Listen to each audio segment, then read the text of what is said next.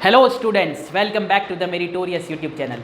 आप लोगों के लिए मैथमेटिक्स के प्रिपरेशन के लिए स्ट्रेटेजी लेकर के आया हूं। अगर आप लोगों की तैयारी नहीं है थोड़ी सी भी, और आपके पास अगर 30 दिन भी बाकी हैं, तो आप लोग मैथमेटिक्स में जो है 12th क्लास का मैथमेटिक्स की बात कर रहे हैं, बहुत अच्छे से फोड़ के आ सकते हैं। मैंने ब्लूप्रिंट वाइज आप लोगों को बताया है इसके अंदर कि कौन सी एक्सरसाइज जो है एनसीईआरटी की किस तरह से आप लोगों को करना चाहिए। डिलीटेड सिलेबस के हिसाब से ही बताया है, तो उसके लिए टेंशन लेने की आप लोगों को ज़रूरत नहीं है। तो सबसे पहले हम बिना किसी देरी के स्टार्ट करते हैं। रिलेशंस और फंक्शंस जो चैप्टर है, इसमें 2 मार्क्स का एक क्वेश्चन आने वाला है। जो चैप्टर नंबर 1 है आपका, चैप्टर नंबर 1 जो है रिलेशंस एंड फंक्शंस, तो इसमें से आपको 2 मार्क्स का एक क्वेश्चन देखने के लिए मिल सकता है। मैं सब्जेक्टिव क्वेश्चंस की अभी बात करूंगा, ऑब्जेक्टिव्स वगैरह के लिए आप सेपरेट वीडियो का इंतजार कर सकते हैं। बाकी सब्जेक्टिव क्वेश्चन जो है किस तरह से आपको प्रिपेयर करना है उसकी हम यहाँ पर बात कर रहे हैं। रिलेशंस फंक्शंस में से आप लोगों की 2 ही टोटल 4 एक्सरसाइज थी बेसिकली, अब 2 एक्सरसाइज 1.1 और 1.2 बची हुई है। तो ये 2 एक्सरसाइज आप अच्छे से कर लीजिए। 2 मार्क्स का क्वेश्चन आपको किस तरह से देखने के लिए मिलेगा। पहली एक्सरसाइज में आपको जो है टाइप्स ऑफ रिलेशन है, टाइप्स ऑफ रिलेशंस हैं, और दूसरी में है टाइप्स ऑफ फंक्शंस। ठीक है, तो दूसरी एक्सरसाइज में टाइप्स ऑफ फंक्शंस हैं। तो टाइप्स ऑफ रिलेशंस पे क्वेश्चन आएगा, उसके और में आप लोगों को टाइप्स ऑफ फंक्शंस पे क्वेश्चन देखने के लिए मिल सकता है। तो अगर आपके पास ज़रा सा भी वक्त नहीं, मतलब बहुत कम वक्त बचा है आप लोगों के पास में, तो कोई एक एक्सरसाइज इसमें से कर लीजिए, आपके पास चॉइस है। इसके और में ये वाला क्वेश्चन आप लोगों को देखने के लिए मिल सकता है। तो टाइप्स ऑफ फंक्शंस आप सिर्फ करके जाएंगे तो ज़्यादा फायदा है आप लोगों के लिए, लेकिन अगर वक्त बचा हुआ है तो टाइप्स ऑफ रिलेशन के भी क्वेश्चन आप करेंगे तो आप लोगों के लिए ज़्यादा फायदेमंद चीज़ होगी। इनवर्स ट्रिग्नोमेट्रिक फंक्शन की बात करते हैं अब हम, इसके आगे आईटीएफ की बात करते हैं। तो आईटीएफ के अंदर इनवर्स ट्रिग्नोमेट्रिक फंक्शन यानी चैप्टर नंबर 2, इसमें से भी 2 मार्क्स का एक क्वेश्चन आप लोगों को देखने के लिए मिल रहा है। तो 2 मार्क्स में के क्वेश्चन में आप लोगों को प्रिंसिपल वैल्यू पर यानी कि 2.1 एक्सरसाइज प्रिंसिपल वैल्यूज़, इस पर क्वेश्चन देखने के लिए मिल सकता है। प्रिंसिपल वैल्यूज़ पर क्वेश्चन देखने के लिए मिल सकता है, क्योंकि 2 मार्क्स का जो क्वेश्चन है इसके अलावा वो शायद ही देंगे। तो अगर आपके पास वक्त नहीं है तो आप प्रिंसिपल वैल्यूज़ के क्वेश्चंस की प्रैक्टिस करके चले जाइए 2.1 एक्सरसाइज में से। अगर थोड़ा बहुत वक्त बचा हुआ है तो आप प्रूव दैट वाले क्वेश्चन भी कर सकते हैं, सिंपल ही होते हैं वो, उसमें सिर्फ वैल्यूज़ रखनी पड़ती है, उसमें कुछ फॉर्मूलेज हमें पता होना चाहिए बस। मैट्राइसेस अगर चैप्टर की बात करें अपन, चैप्टर नंबर 3 मैट्राइसेस, तो मैट्राइसेस के अंदर से भी एक क्वेश्चन जो है 2 मार्क्स का देखने के लिए मिल रहा है इस चैप्टर में से आप लोगों को। तो 2 मार्क्स का जो क्वेश्चन है, मेरे अकॉर्डिंगली आपको एक्सरसाइज 3.1 जो है 3.1 एक्सरसाइज जो है, इसमें से आपको कंस्ट्रक्शन ऑफ मैट्रिक्स और उसके अलावा अगर हम बात करें 3.2, तो इसमें से आप लोगों को देखने के लिए मिल सकता है एडिशन, सब्ट्रैक्शन और मल्टीप्लिकेशन ऑफ मैट्रिक्स के ऊपर। ठीक है, तो ये 4 टॉपिक आप 2 मार्क्स के लिए करके चले जाइए। डेफिनेटली इन 4 टॉपिक्स में से आप लोगों को मैट्राइसेस में से क्वेश्चंस देखने के लिए मिलेंगे। अच्छा, 2-2 मार्क्स के क्वेश्चन जिस चैप्टर के अंदर से हैं उसमें से बेसिक क्वेश्चन ही आप लोगों को करना है। अगर कोई एडवांस लेवल क्वेश्चन आप लोगों को मिलता है तो उसे आप छोड़ सकते हैं बहुत ही अच्छी तरीके से, क्योंकि एडवांस लेवल क्वेश्चन 2 मार्क्स में नहीं आएगा। ठीक है, अब अगर हम 4th चैप्टर की तरफ चलते हैं जो कि डिटर्मिनेंट्स हैं, जिसमें से 4 मार्क्स का एक क्वेश्चन आ रहा है और उसमें से डिलीटेड कुछ भी नहीं है, तो आप लोग जो है बिल्कुल रिलाई करके जा सकते हैं 4.2 एक्सरसाइज पर, जिसमें आप लोगों को जो है प्रॉपर्टीज़ ऑफ मैट्राइसेस पर जो है वो पूरी एक्सरसाइज डिपेंड है। तो इसी एक्सरसाइज में से आप लोगों को पूरे क्वेश्चन देखने के लिए मिल सकते हैं। उसके अलावा भी अगर आप करना चाहते हैं तो एरिया ऑफ ट्राइंगल बहुत सिंपल एक्सरसाइज है इसकी, यानी 4.3 एरिया ऑफ ट्राइंगल के क्वेश्चन करके चले जाइए। बाकी पूरे 100% चांसेस है कि एक क्वेश्चन आप लोगों को 4.2 में से देखने के लिए मिलेगा। थोड़ी सी टफ एक्सरसाइज है ये, टफ साइड एक्सरसाइज है। अगर आप लोगों ने पहले की हुई है तो आपको समझ में आएगा, लेकिन अगर टफ एक्सरसाइज भी है और अगर आप लोग जो है एग्जाम्पल्स देखकर या फिर सॉल्यूशंस देखकर उसे सॉल्व करना सीख जाते हैं तो मुझे नहीं लगता कि यह बहुत ज़्यादा मुश्किल होगा आप लोगों के लिए।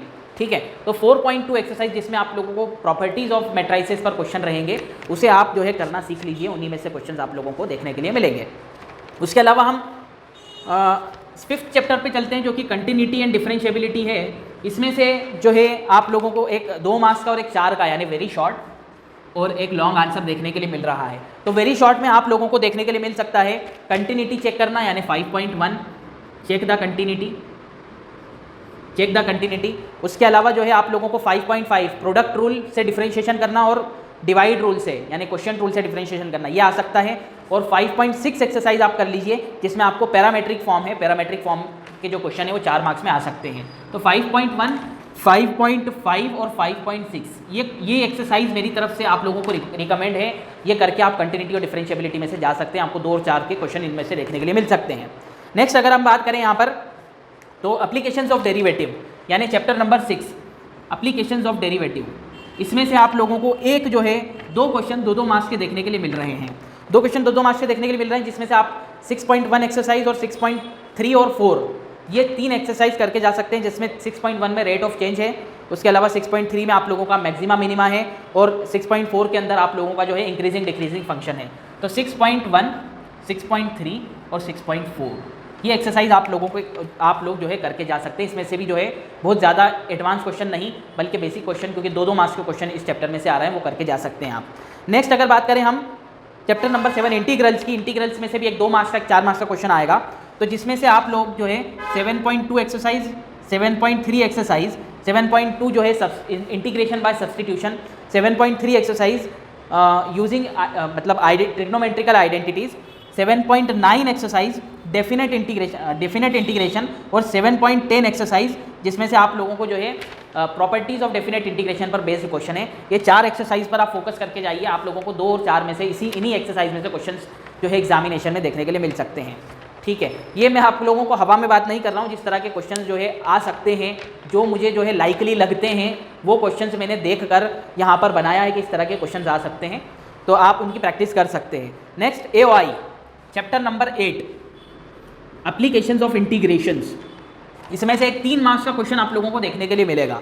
तो 3 मार्क्स का क्वेश्चन जो है एरिया अंडर कर्व, 2 ही एक्सरसाइज थी इसमें, 8.1 और 8.2। 8.2 डिलीटेड है, जिसमें से आप 8.1 एक्सरसाइज को बहुत अच्छी तरह से करके जा सकते हैं, इस पर रिलाय होकर जा सकते हैं, आपको 3 मार्क्स के क्वेश्चन इसमें से देखने के लिए मिलेंगे।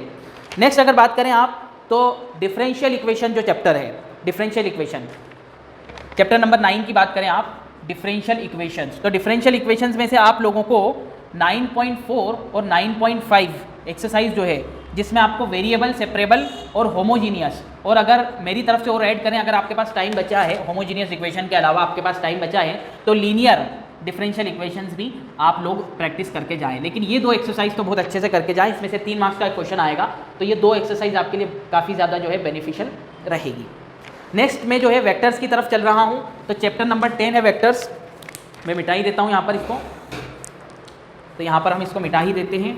तो चैप्टर नंबर 10 जो है आपका वेक्टर्स, चैप्टर नंबर जो है 10 वेक्टर्स, तो वेक्टर्स में से आप लोग जो हैं, आप लोगों को 2-2 मार्क्स के 2 क्वेश्चन देखने के लिए मिल रहे हैं यहाँ पर एग्जामिनेशन में, 2-2 मार्क्स के 2 क्वेश्चन आएंगे। तो बेसिकली 10.2 एक्सरसाइज जो है एडिशन ऑफ वेक्टर, 10.2 बेसिक है ये, जिसमें एडिशन ऑफ वेक्टर और यूनिट वेक्टर निकालना, यह आएगा आपको। 10.3 एक्सरसाइज है डॉट प्रोडक्ट, 10.4 एक्सरसाइज है क्रॉस प्रोडक्ट।